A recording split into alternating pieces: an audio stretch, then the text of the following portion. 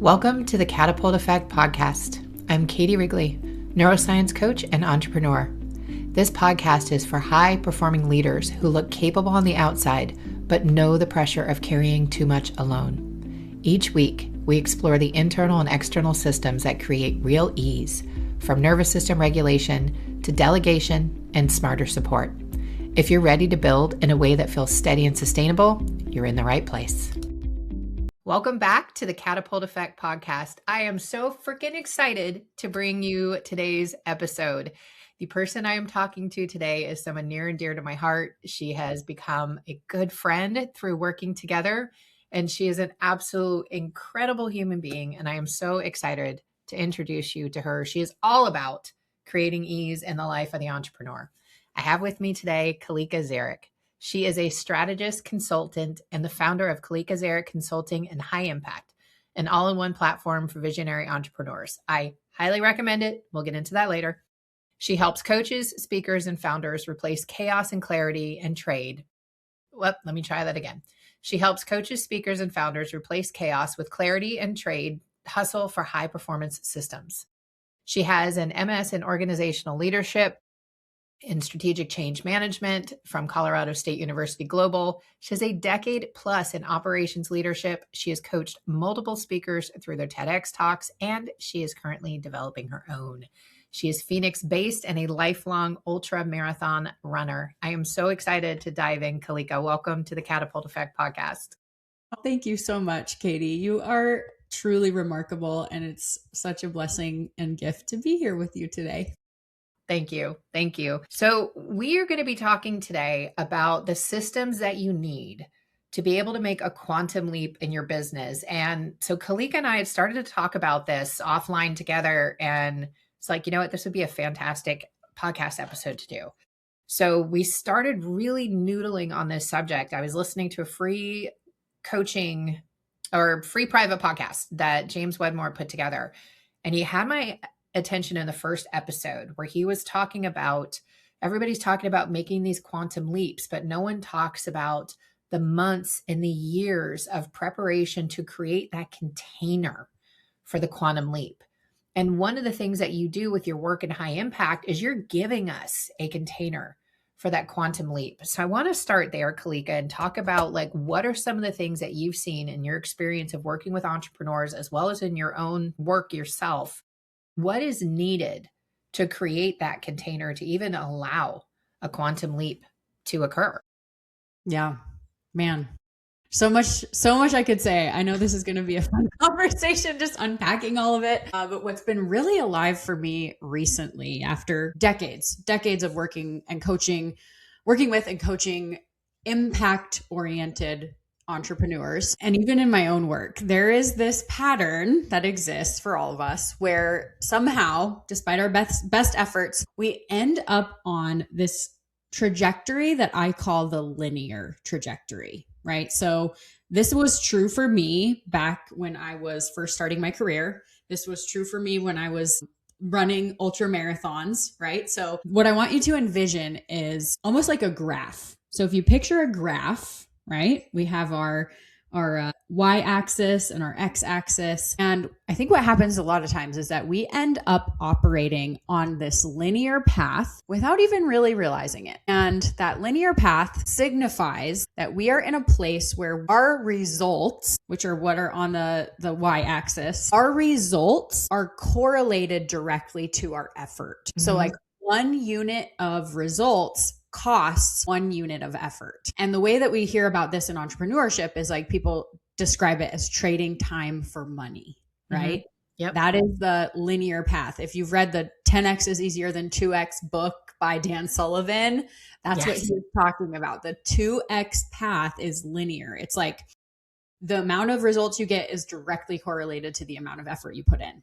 I think in our society and how, it's how we're raised, it's what we're accustomed to. It's like everyone tells you hard work is how you create results, right? The harder you work, the more results you're going to create. Well, what I've seen, especially recently, is that there is actually a completely alternate path that exists. that does not require a one-to-one unit of results to create effort. And so I call this we have the linear path, right? That's what we're all accustomed to. That's what we kind of end up on by accident sometimes if we're not paying attention. But the other path is like the quantum path or the exponential growth path. And you can call it a path, you can call it a trajectory. Either word really works to explain it. But what happens on that path is that all of a sudden our results are not correlated to our effort. So our results are no longer correlated to our efforts. Therefore, we can achieve exponential results with minimal effort. But to answer your question, what does it take to get there, right? So I almost picture it as like you're shifting from the linear to the exponential or to the quantum path. And what I've zoomed in on recently is like, well, what really does make the difference?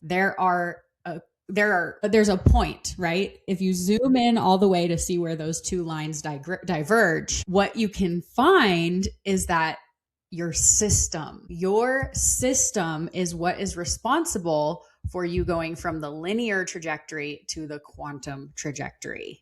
Yes. Now, system is a buzzword, right? We hear it all the time. Well, what does it actually mean? I look at it as our system is made up of multiple different parts. Mm-hmm. Okay. So as a business owner, we have our external business operating system, and that is made up of our people, right? Our people are our who, our strategy, which is the what behind our business, right? And then our operational engine, which is like the software, the tech stack, the sales system, if you will. So that's kind of my wheelhouse, right? Is zooming in on those three things and helping people optimize them so they can go from that linear trajectory and find their way to an exponential trajectory. But where it gets really interesting is that there's more to the story. Okay. Yes. So what else is there within our system? Well, our internal operating system. And our internal operating system can be a huge limiter that keeps us almost stuck on that linear path, right? And that's where the work with you that I've done has been so transformational. And our nervous system, right? Which is what you are such an expert in. So yeah, this conversation is so fun because it's like, yeah, we can talk about the mechanics of your business and how that can be a limiter if it's not optimized for scaling or for quantum or for exponential, but also our internal system, which is our nervous system, our beliefs, our stories that we tell ourselves. And I also want to unpack the whole part of this that's about identity. So yeah, that's like me explaining where all of this has come from. Yeah. And I love that. That's a perfect place to pause because I want to go back and mention something that you mentioned initially, like the 1 unit of effort equals 1 unit of results. Like that's if we're lucky. Sometimes it's 10, 20, 30, 40 units of effort to get 1 unit of results. And that is where the burnout comes in. That's where the exhaustion comes in. And even when you're doing 1 for 1, when you get to a point where everything you do actually moves the needle, you're still going to run out of discipline. You're going to run out of willpower. Like these are finite things. And so you want to have those systems, like you mentioned, the operational system. You want to have a good team. You want to be able to have a good strategy. Like if without any of those, you're not going anywhere. Right. And I love the way people put the visual of like where you're going into the picture. People are like, I don't know, I just want to go big. It's like, well, where are you going to point the GPS? I love that GPS analogy for the which way you're going is like, you can't program the GPS unless you have a destination. So you have to know where you want to go. That's really important. You can't create a strategy. You can't find the right people. You can't have the right system supporting you unless you know where you're going. And I'm curious, like what you've noticed along those lines before we dive more into like the mix of our internal systems, the operating system, the nervous system with the external system. So what have you noticed as far as like what happens when people are clear on where they're going and what that driver is to get them there, so they can at least program in the GPS to the right place? Amazing question. The truth is, there's everything you just said, there's so much validity to. So, one of the things I've seen over and over, coaching hundreds of entrepreneurs at this point and taking them from that linear path to the exponential path, if you zoom out far enough when you're looking at that linear path, there's a drop off that you don't realize it's there when you're on it. So, the limiter becomes you. You become the limiter, right? Because if it's all reliant upon your effort and your brute force, you pointed it out, burnout is the word. That is the path that you're on, right? And so I always say, like, okay, if you zoom out far enough, there's a point where that linear trajectory stops and it completely drops down and flatlines, right? Because that is when you're hitting your ceiling of what you yourself are capable of. So I love the mention of programming your GPS and where is it that you are actually going. And honestly, what I've seen time and time and time again is that when we can get really clear on what your unique ability is, your God-given gifts, your actual purpose, when we can get really clear on that and anchor you as an entrepreneur into that and cultivate your vision around that, then we have the most beautiful clarity ever to know, okay, this is the thing, right? And every single time I have worked with someone and we have re-anchored them back into that, amazing exponential things have happened. Like the doors and the windows open and all these opportunities start to happen. And so there's something really amazing about that piece. And then when we're talking about your strategy, which is part of the equation, right, of getting you from that linear trajectory onto the exponential trajectory, your strategy is essential. And if your strategy is not aligned for you and you are having to exert extra force, that is going to require what you were talking about, the 20 units of effort for 1 unit of result, right? So oftentimes I think that can mean maybe there's some misalignment happening if we really strip it down and look at it. So yeah, I hope that answers your question. Yeah. But It does. It does. And thank you for going into that detail as well.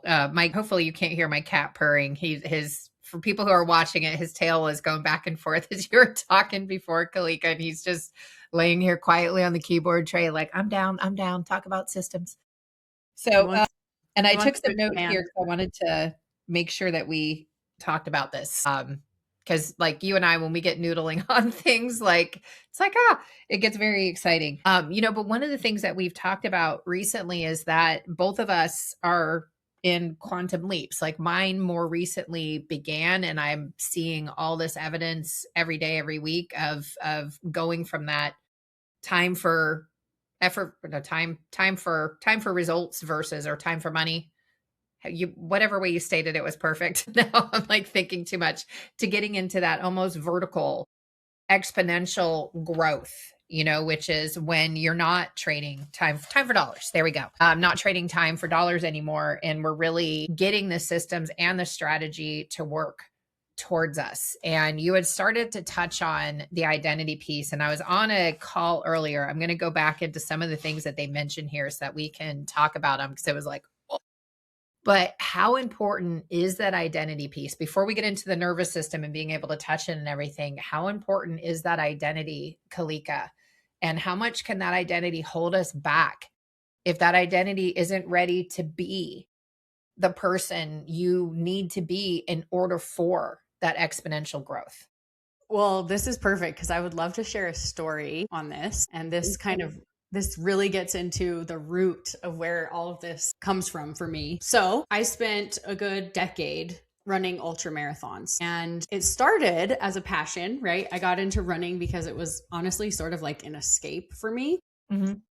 And as I started running because it was a joyful experience, right? It was time outside. It was trying something new. It was testing my limit. It was feeling the, endorphin rush from running.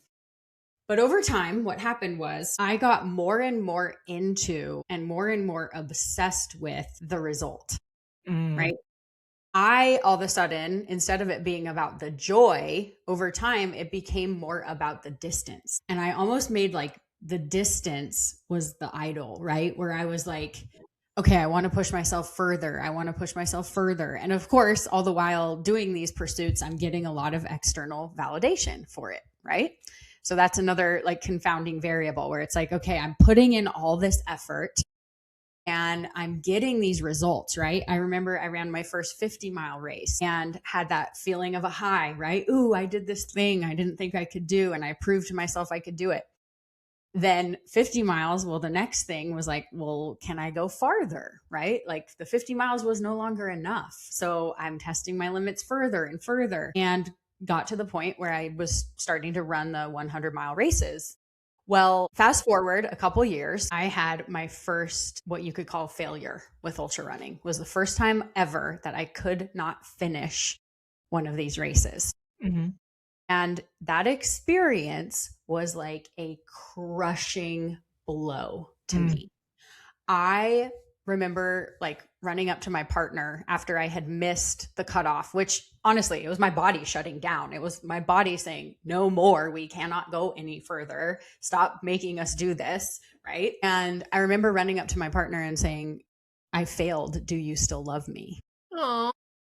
And that moment became the moment of change, a catalyst for change, because you sitting there and realizing like, okay, I put so much stake into this, and I literally put my entire identity into the results and the effort. Like I became addicted to the effort and the results. It was like this, they call it the hedonic treadmill, right? Where you're just like constantly striving for something. And I remember just thinking like, how could I actually ask that question? Like, what is going on with me internally? And what is my relationship to running if that is the point in time that we've come to? And I tell the story like this. There was one year where I actually ran 4,233 miles in a calendar year, which would equate to an average of 11.5 miles per day for 365 days straight.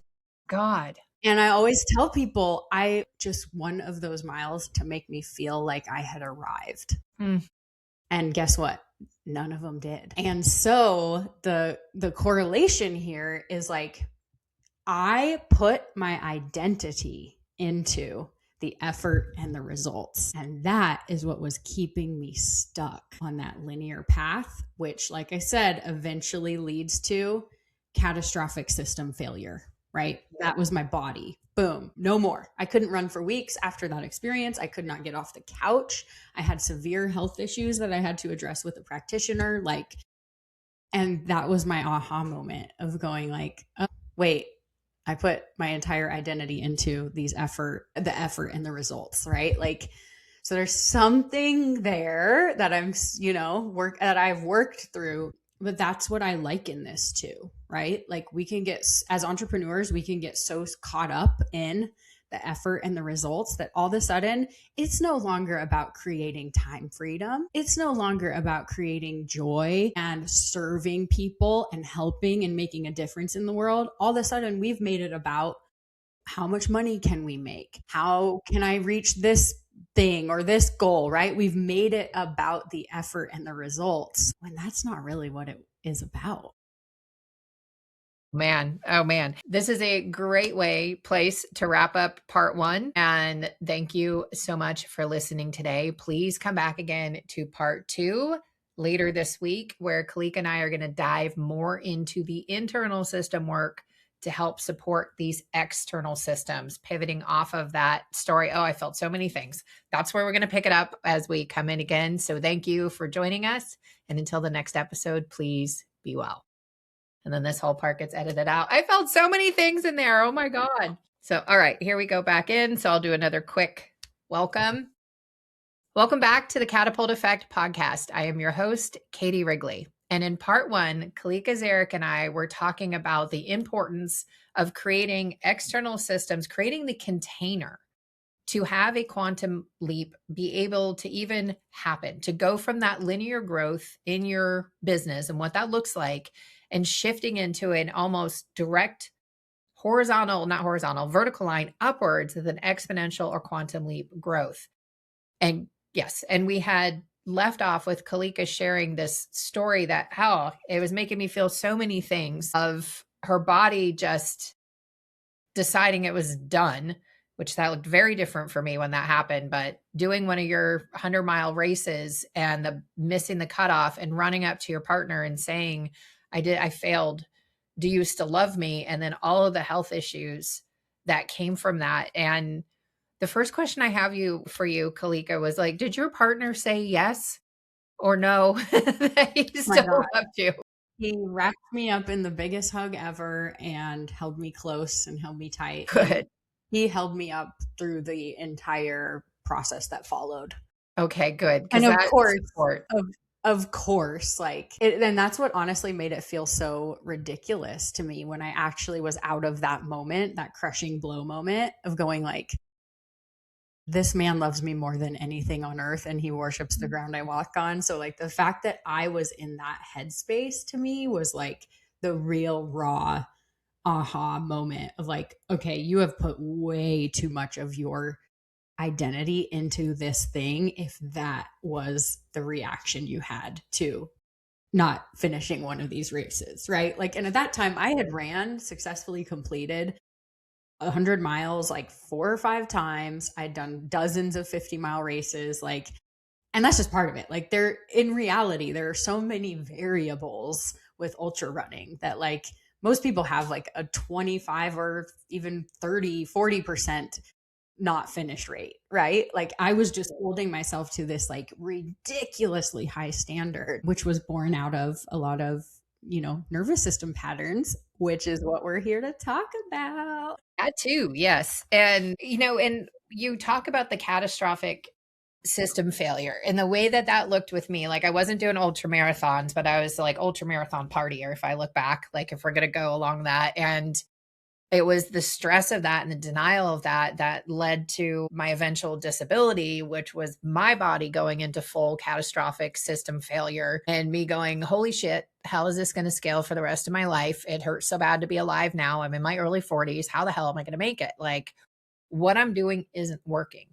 And as human beings, especially when we're high performers, I'm trying to get people to be more proactive, but chances are most of us aren't going to take another look at what we're doing until the pain level gets that high, that you literally are blocked from doing anything else. Because that's just the way we are. It's like we keep thinking if we do. And that's something I still work through myself with the nervous system work that I do, et cetera, et cetera. But that is something that gets ingrained in us. And like you were mentioning that working hard and learning to trade time for dollars, like the call that I was on earlier today, this mindset call, it was one of the questions she asked, let me find it, was who decided that what earning looks like, and when did I agree to that? And that was the question. And I can tell you the exact day I was in college, I was working, I think 3 jobs at the time. It was in summer, so I wasn't actually in classes at that point, but I had 1 full-time job and then 2 part-time jobs. I was living in Boston, so I couldn't afford shit. And I'm making 10, 15 bucks an hour. So I needed to work a lot. And I complained to my mom one day, and I love my parents. They're such a good model for so many things in this life. They're amazing people. But the thing that she said is like, I was like, I'm exhausted. And she laughed and she's like, get used to it, kid. Your dad and I haven't worked less than a 40-hour week and I don't know how long. And in that head, I was like, okay, need to work more than 40 hours to succeed. Got it. Let's go. And then on we went. And that's what drove my corporate career. That was one of the reasons I was so successful. Like I had a conversation with my best friend a couple weeks ago, and she's like, I get exhausted by a 50-hour week. I'm like, oh, I'm thriving at a 50-hour week because I love what I'm doing. And I'm taking breaks throughout the day, which I never did before. But in my corporate days, I was working some, because I include the travel time too, that I'm there for work. I was, no joke, like working 80 to 100 hours a week. Yeah. If you do the math, like a 40-hour week is 5 8-hour days. So an 80-hour week is 5 16-hour days. So a 100-hour week, guess what? Like, it's even worse than that. Like, it's not that I'm working 24 hours straight, although it felt like it a couple times, but you don't have that rest time anymore. And part of that gets the nervous system locked into that overperformance mode. Like, that was what you were experiencing in running. That's what I was experiencing in corporate. And until you told that story, Kalyca, I'd never made that connection before. I'm like, oh my God, that was the same thing that just looked very different in two very different individuals that had two different life experiences, but this is the same thing people see over and over again, or they're going, then they get a cancer diagnosis and boom, they stop, they do something differently. They survive the cancer, but these painful life experiences, these are usually what it takes to shift us into a new pattern. And that identity piece. So I want to go back to your story with the running. So what did you do to start to come out of that piece where you had your identity attached to the results and you didn't get the results? So what did you do at that point, Kalyca, to start to shift into a new way of doing things for yourself? Yeah, it was like rock bottom, right? Like you hear that phrase a lot. And I think that's what you're describing too. And sometimes if we are not going to make a conscious choice of something being rock bottom, our body will be the rock bottom, right?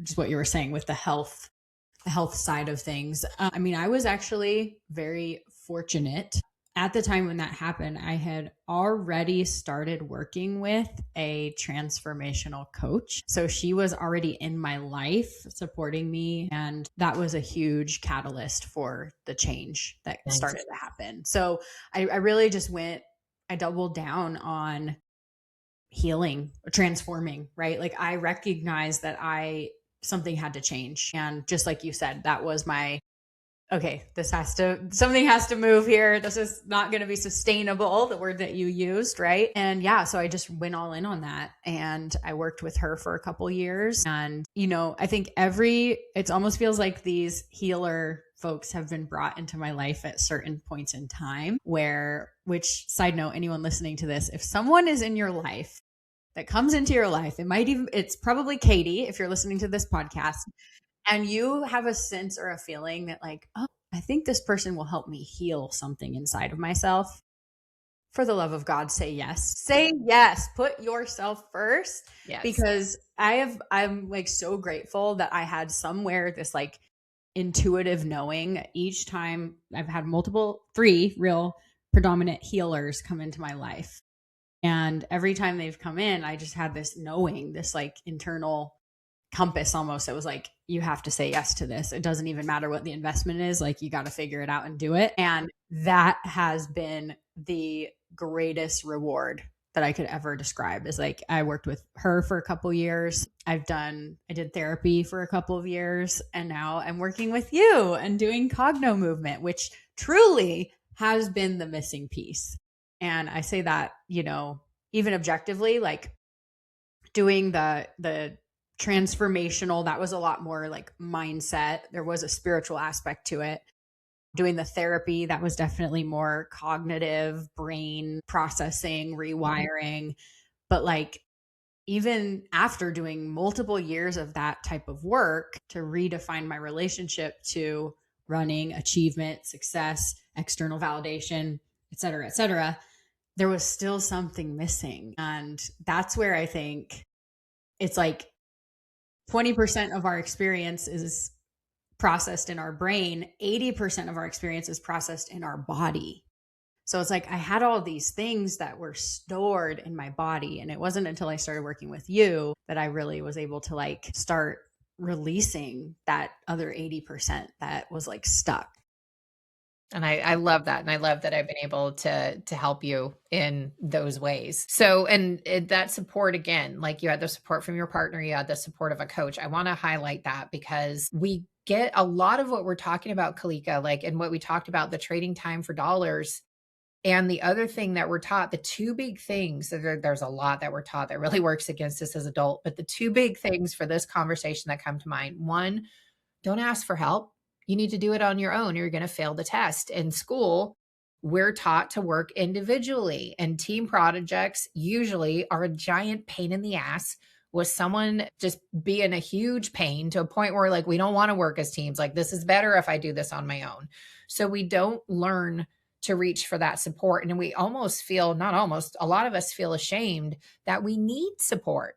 But yet we cannot grow a business to the vision that we're searching for if we're doing it on our own. Thanks for being here on the Catapult Effect podcast. If today's episode supported you, share it with another leader who's ready to create more ease in how they build, and leave a review so more heart-led leaders can find these conversations. You don't have to do everything yourself. When the right systems are in place, inside and out, business gets lighter. Until next time, protect your capacity.